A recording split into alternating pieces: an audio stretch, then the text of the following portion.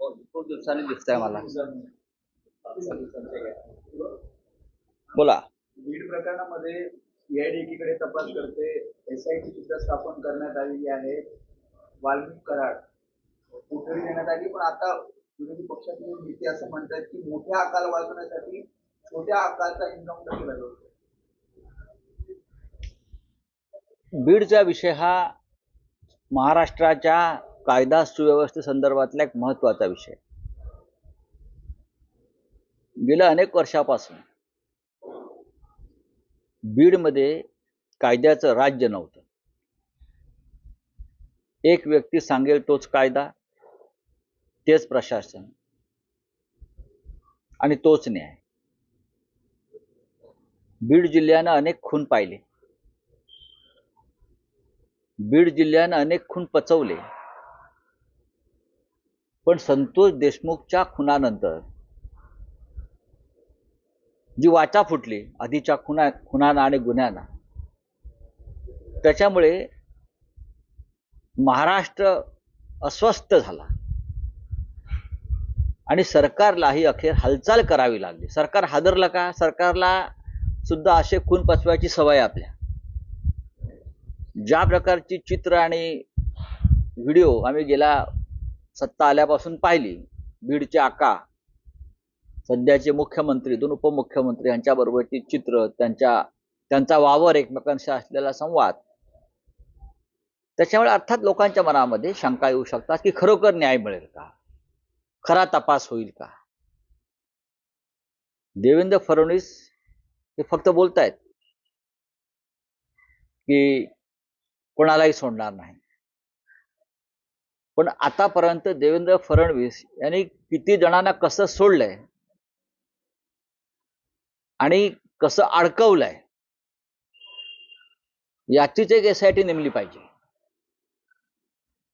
गेल्या काही काळामध्ये माननीय देवेंद्र फडणवीस, आय रिपीट, यांनी किती जणांना सोडलंय, किती जणांच्या रक्ताचे डाग धुवून त्यांना आपल्या सरकारमध्ये घेतलेलं आहे, किती जणांच्या आक्रोश आणि किंकाळ्या दाबल्यात आणि किती जणांना अडकवलंय. या संदर्भात एक एसआयटी त्यांनी स्वतः स्थापन केली आणि स्वतःच त्यांनी रिपोर्ट घ्यायला पाहिजे. पण मला आता कोणीतरी सांगितलं की ते फार गंभीर आहेत बीडच्या प्रकरणामध्ये, असं दिसतंय. कारण शेवटी ही महाराष्ट्र राज्याची बदनामी म्हणजे महाराष्ट्राच्या मुख्यमंत्र्याची बदनामी. एक वाल्मिक कराडला अटक केली, पण बीडमध्ये हा खटला बीडमध्ये चालू नये अशी माझी मागणी आहे. जसं शहाबुद्दीन का केस और भी ऐसे बहुत से केसेस, अशा अनेक केसेस असतात की ज्या त्या राज्याच्या बाहेर चालवल्या जातात. हा इतका गंभीर विषय आहे, हा खटला बीड जिल्ह्याच्या बाहेरच चालला पाहिजे. पण अर्थात सरकार त्यांचं आहे, गृहमंत्री त्यांचा आहे, त्याच्यामुळे महाराष्ट्रात इतरत्र जरी हा खटला चालला तरी न्याय मिळण्याची शक्यता नाही. तरी मी असं मानतो की प्रकरण न्यायप्रविष्ट आहे. आपण मुख्यमंत्र्यांवर सध्या विश्वास ठेवला पाहिजे. आणि या राज्याला जो कलंक लागलेला आहे, आतापर्यंत आम्हाला बिल क्लिंटन माहित होतं, आता बिड क्लिंटन आलेलं आहे, बरं का. त्याच पद्धतीने ज्या पद्धतीनं बिल क्लिंटनचे प्रकरण येत होती तसे त्या बिड क्लिंटनची यायला लागलेली आहे. देवेंद्रजींना हे सगळं माहिती आहे. त्यांनी या राज्याचा कलंक धुवून काढण्यासाठी आणि मुख्यमंत्री म्हणून जबाबदारीनं आपण काम करतोय दाखवून देण्यासाठी त्यांनी सत्य आणि न्याय याची बाजू घेतली पाहिजे. गुन्हेगार आरोपी किती मोठा असो, त्यांचा मित्र असो, त्यांच्या मंत्रिमंडळात असो, त्याचा विचार न करता त्यांनी न्याय दिला पाहिजे. तुम्ही म्हणाला होता की बीड आणि परभणी या दोन्ही ठिकाणी उद्धव ठाकरे नव्या वर्षात जातील. आतापर्यंत काही ठरलं आहे का? उद्धव ठाकरेंचा कधी दौरा असेल? आम्ही वाट पाहत होतो की मुख्यमंत्री नक्की कोणती पावलं टाकतायत. बीडच्या संदर्भात एक अटक झाली, परभणी संदर्भात खऱ्या अटका व्हायच्या आहेत. शिवसेना आणि माननीय उद्धव ठाकरे साहेब या दोन्ही घटनांविषयी अत्यंत गांभीर्यानं आमच्याशी चर्चा करतायत, सातत्यानं दोन्ही जिल्ह्यात संपर्क ठेवून आहेत. राजकीय वळण त्याला मिळू नये. अनेक जणांनी तिथे राजकीय यात्रा केली आहे, खरं आहे. शिवसेना त्यापैकी नाही.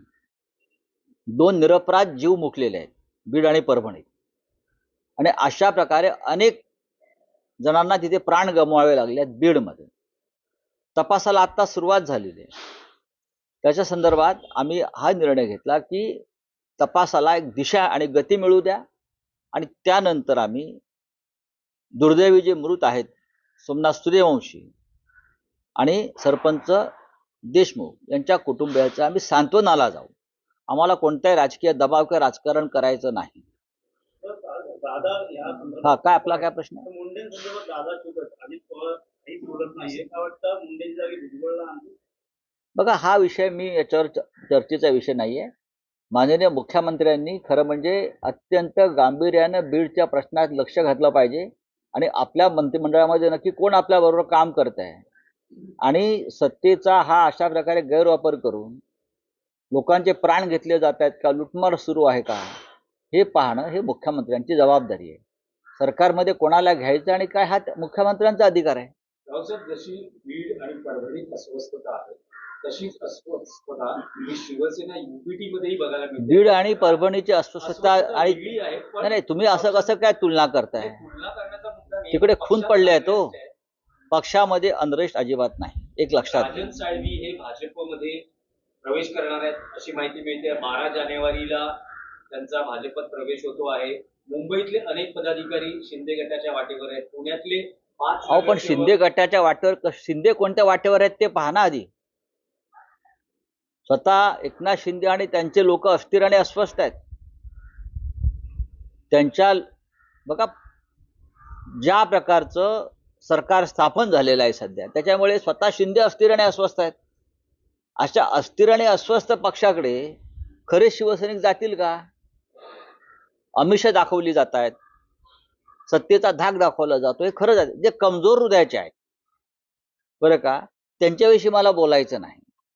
पण अजूनही शिवसेनेमध्ये खंबीर मनाचे आणि मनगटाचे लोक काम करतायत. नवीन कार्यकर्ते तयार करण्याचा कारखाना शिवसेना आहे. आम्ही तयार करायचे कार्यकर्ते आणि मग भाजपनं घ्यायचे किंवा इतर पक्षांनी घ्यायचे. हा गेल्या 50 वर्षाचा एक ठेकाच आहे. याचा अर्थ काय शिवसेनेची बस रिकामी होत नाही. पुढल्या बसनं उतरले का मागच्या दारातून लोक परत चढतात आणि आमची बस भरलेलीच आहे.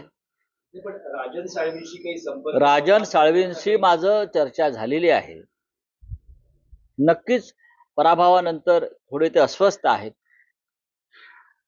संपूर्ण महाराष्ट्रामध्ये अशा प्रकारे आमचे पराभव झाले आहेत, राष्ट्रवादी काँग्रेसचा पराभव झाला. त्याची कारणं आम्ही शोधतो आणि कारणंही माहीत आहेत. ज्यांना असं वाटतंय की पक्ष सोडल्यामुळे आमचं राजकीय आयुष्य बहरून येईल, पण आज जी आमच्या सरकारला किंमत आहे ती ह्याच पक्षानं भरभरून दिल्यामुळे आहे. राजकीय जीवनामध्ये एखादा पराभव वाटायला येतो, तो जर पचवायची हिंमत कोणामध्ये नसेल तर त्याने स्वतःला बाळासाहेब ठाकरेंचा शिवसैनिक मानू नये. हिंदू हृदय सम्राट बाळासाहेब ठाकरेंनी स्वतः असे अनेक जय आणि पराजय पचवलेत. आम्ही त्याचे साक्षीदार आहोत. आमच्या वाट्याला विजय कमी आणि पराभव जास्त आलेले आहेत, आणि त्यातून आम्ही आजही उभे आहोत. पण आज जी आमच्या सरकारला किंमत आहे ती ह्याच पक्षानं भरभरून दिल्यामुळे आहे. राजकीय जीवनामध्ये एखादा पराभव वाटायला येतो, तो जर पचवायची हिंमत कोणामध्ये नसेल तर त्याने स्वतःला बाळासाहेब ठाकरेंचा शिवसैनिक मानू नये. हिंदू हृदय सम्राट बाळासाहेब ठाकरेंनी स्वतः असे अनेक जय आणि पराजय पचवलेत. आम्ही त्याचे साक्षीदार आहोत. आमच्या वाट्याला विजय कमी आणि पराभव जास्त आलेले आहेत, आणि त्यातून आम्ही आजही उभे आहोत. तुम्ही 4-4, 5-5 वेळा आमदार, खासदार, मंत्री झालेले लोक एका पराभवामुळे खचून जाता आणि चुकीच्या मार्गाने निघून जाता, तर तसा विचार करता. मला असं वाटतं की ही माणुसकीही नाही आणि ही नीतिमत्ताही नाही. राजन साळवींविषयी म्हणाल ते कडवट शिवसैनिक आहेत. आमदार राहिलेत 3 ते 4 वेळा, आणि माझं त्यांचं बोलणं झालं तेव्हा त्यांनी त्यांच्या मनातली खंत नक्की व्यक्त केली. ती स्थानिक पातळीवरची होती. माननीय उद्धव ठाकरे त्यांच्याशी बोलतायत. पण हे दिवस जातील, दिवस तसेच राहत नाहीत. मी वारंवार सांगतोय की 2026 पर्यंत केंद्रामधलं सरकार राहील की नाही ही शंका माझ्या मनात कायम आहे. मोदी त्यांची टर्म पूर्ण करणार नाहीत आणि ज्या क्षणी मोदी त्यांची टर्म पूर्ण करणार नाहीत त्या क्षणी महाराष्ट्रासह अनेक ठिकाणी उलथापालथ होईल. रावसाहेब, जशी परिस्थिती शिवसेना युबीटी मध्ये आहे तशीच आपल्याला पवार एनसीपी मध्ये बघायला मिळते आहे. तिथल्याही लोकप्रतिनिधींचं, खासदार आमदारांचं म्हणणं आहे की आपण आता एकत्र म्हणजे अजित पवारांबरोबर गेलं पाहिजे. स्वतः अजित पवारांच्या मातोश्री यांनी काल पंढरपूरमध्ये दर्शन घेतल्यानंतर म्हटलं की दोन्ही पवारांनी एकत्र आलं. बघा, दोन्ही ठाकरेंनी एकत्र यायला पाहिजे, दोन्ही पवारांनी एकत्र यायला पाहिजे. हा, हे फंडे खूप आहेत. मुळात आपण अजित पवार असतील किंवा अन्य कोणी असतील, हे भारतीय जनता पक्षासारख्या महाराष्ट्र आणि देश तोडणाऱ्या प्रवृत्तींच्या बाजूने आपण आहात म्हणून आमचा तुम्हाला विरोध आहे. अजित पवार आमच्या बरोबरच होते ना. आम्ही काय त्यांना आमंत्रण दिलं नव्हतं की आधी काय तुम्ही जा कोणाबरोबर फडणवीसांबरोबर जा. हे सगळे लोक अटकांना आणि कारवायांना घाबरून गेले. त्याच्यावरती जर काही आमच्या मातोश्री आशाताई पवार यांच्याकडे जर तोडगा असेल त्यांनी सांगावा की पोरं बाळ घाबरून जात आहेत, अटकेच्या भीतीनं जात आहेत, कारवाईच्या भीतीनं जात आहेत. बाकी काही नाही, विचार काही नाही याच्यामध्ये. भीती संपली का परत येते. ज्या क्षणी फडणवीसांचं राज्य जाईल, मोदींचं राज्य जाईल, तेव्हा त्यांची भीती संपते. हिमतीनं उभं राहणारी पिढी आपण उभी केली पाहिजे. या कारवायांना न घाबरणारी, खोट्या कारवायांना न घाबरणारी, मोदी शहांच्या दहशतीला न घाबरणारी, महाराष्ट्रातील कारस्थानांना न घाबरणारी पिढी ज्या क्षणी आम्ही उभी करू शकू त्या दिवशी आमचं राजकारण यशस्वी होईल. मीडियावर एक बातमी आपल्या संदर्भात व्हायरल होती. काय हो? सुद्धा काल ती छापली. कुठली फ्री प्रेस? काही कार्यकर्त्यांसोबत कधी? मातोश्रीवर वाद झाला. कधी? तारीख काय? 26 तारखेला असं सांगितलं जातं. 26 काय? मला कोणते पाठवले 1 तारखेला काहीतरी झालं. मी गेल्या काही दिवसापासून मुंबईच्या बाहेर आज आलेलो आहे आणि अशा कोणत्याही बैठका मातोश्रीवरती होत नाहीत, झालेल्या नाहीत. उद्धव ठाकरे काही लोकांना 1 to 1 भेटतायत बरं का. RSSचा जो IT सेल आहे त्याला काय कामधंदा सध्या उरलेला नाही भाजपचा. मी बात कर रहा हूं. त्यांना महाराष्ट्रात जे काय सध्या चाललेलं आहे अंधार युग त्याच्यावरच लक्ष विचलित करायचं आहे. हे वाल्मिकी कराड प्रकरण असेल, धनंजय मुंडे प्रकरण असेल, सोमनाथ सूर्यवंशी प्रकरण असेल, मग हे या सगळ्या टोळ्या पेड पैशांच्या जीवावर कामाला लावतात आणि मग कधी शिवसेनेविषयी बोला, मग कधी याच्याविषयी बोला, कधी संजय राऊतांविषयी बोला. मी त्यांना पुरून उरणारा माणूस आहे आणि उरलेलो आहे. त्यांच्या छाताडावर पाय देऊनच मी पुढे जाणार आहे सगळ्यांच्या. मी त्यांना भीती आहे. माझे पाय मजबूत आहे, जमिनीवर आहेत शिवसैनिक म्हणून. इकडे तिकडे हलत नाहीत माझे पाय. तुम्ही किती माझ्यावरती हल्ले करा, तुम्ही मला तुरुंगात टाकून झालं, मला मारण्याचे प्रयत्न झाले, माझ्या बदनाम्या करण्याच्या मोहिमा राबवल्या. आता नवीन जर राबवणार असाल तर आनंद जरूर घ्या. मी आणि उद्धव ठाकरे आम्ही एकाच नाण्याच्या 2 बाजू आहोत. रावसाहेब, आणखी एक विषय आहे की आता पुन्हा एकदा मातोश्रीवर उद्धव ठाकरे महापालिका निवडणुकीच्या अनुषंगाने मुंबईतील पदाधिकाऱ्यांच्या बैठका घेणार. असं म्हटलं जातंय की आता एक शेवटची शिवसेना युबीटीची आशा आहे मुंबई महापालिकेची निवडणूक. कारण आतापर्यंत शिवसेनेची शेवटची आशा हा तुमचा नाही, शेवटची आशा म्हणजे काय? विधानसभा ज्या अनुषंगाने जिंकल्या गेल्या, कारण सगळी दिसतं आता शिवसेना युबीटी. महाशय तुम्ही याच्यामध्ये लोकसभा जिंकलो हा विषयच काढत नाही. देशामध्ये आम्ही महाराष्ट्रामध्ये लोकसभेत भाजपचा पराभव केला किंवा सगळ्यांचा पराभव केला. इथून सुरुवात करा. विधानसभेमध्ये आम्हाला अपयश आलेलं आहे. त्याची कारणं तुम्हाला सगळ्यांना माहिती आहे. अख्खा देश त्याची कारणं घेऊन रस्त्यावरती उतरलेला आहे. महानगरपालिका 14 महानगरपालिका 3.5 वर्षात निवडणुका का घेतल्या नाहीत याचा प्रश्नाचं उत्तर त्यांनी द्यावं आधी. म्हणजे तुम्ही जो प्रयोग केलात विधानसभेत आम्हाला हरवण्याचा प्रयोग केलात, जो केमिकल लोचा केलात, तो सक्सेस झाल्यावर तुम्हाला महापालिकेच्या निवडणुका लढायला जायचं. कळलं? मी मगाशी म्हणालो की शिवसेना माननीय उद्धव ठाकरे विधानसभेमध्ये आम्हाला अपयश आलेलं आहे. त्याची कारणं तुम्हाला सगळ्यांना माहिती आहे. अख्खा देश त्याची कारणं घेऊन रस्त्यावरती उतरलेला आहे. महानगरपालिका 14 महानगरपालिका 3.5 वर्षात निवडणुका का घेतल्या नाहीत याचा प्रश्नाचं उत्तर त्यांनी द्यावं आधी. म्हणजे तुम्ही जो प्रयोग केलात विधानसभेत आम्हाला हरवण्याचा प्रयोग केलात, जो केमिकल लोचा केलात, तो सक्सेस झाल्यावर तुम्हाला महापालिकेच्या निवडणुका लढायला जायचं. कळलं? मी मगाशी म्हणालो की शिवसेना माननीय उद्धव ठाकरे यांच्या नेतृत्वाखाली ही अत्यंत खंबीर आहे. एका पराभवानं खचणाऱ्यांची अवलाद आमची नाही, आम्ही पळपुटे नाही. महानगरपालिकेची तयारी सुरू आहे.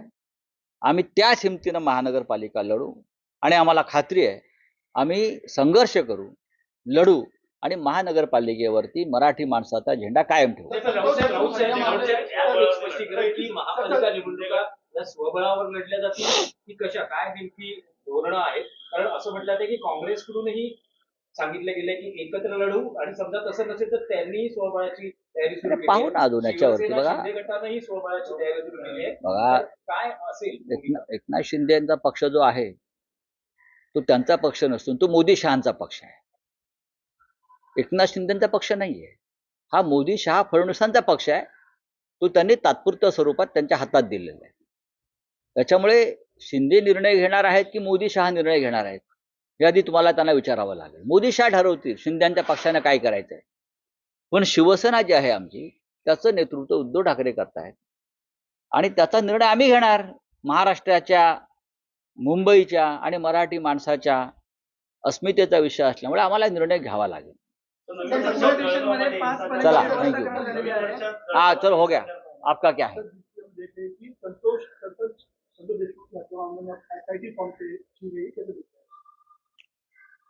संतोष देशमुख जो भीड़ के एक सरपंच रहे, जिस तरह से उनकी हत्या हुई भरे बाजार में, उस हत्या के तार सीधे महाराष्ट्र के मंत्रिमंडल में एक वरिष्ठ मंत्री के साथ जुड़े हैं.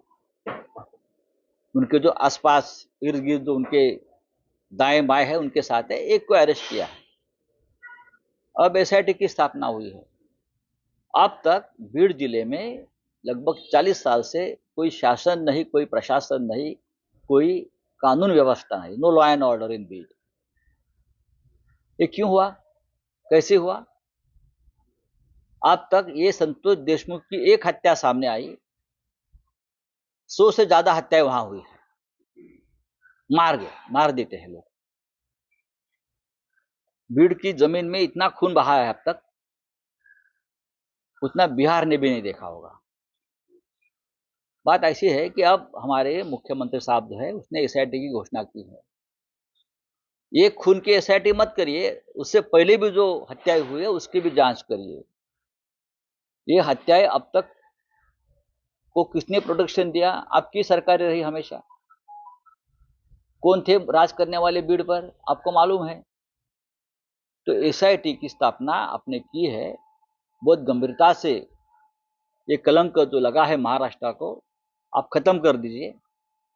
देवेंद्र फडणवीस साहब ने गृह मंत्री होते हुए किसको किसको प्रोटेक्शन दिया है उससे पहले उसकी भी जांच होनी चाहिए.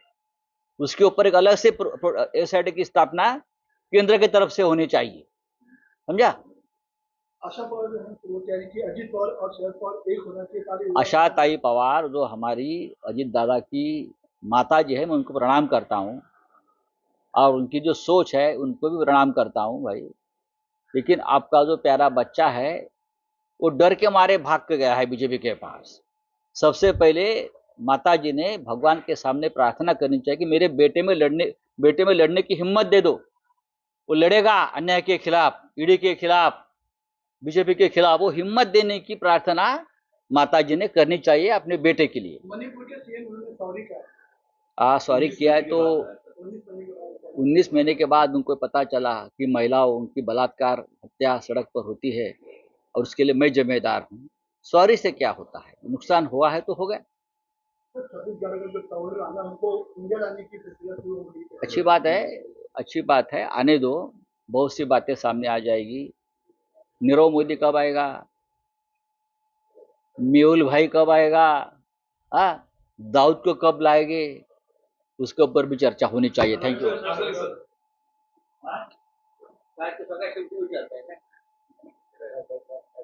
बीडमध्ये परिसरामध्ये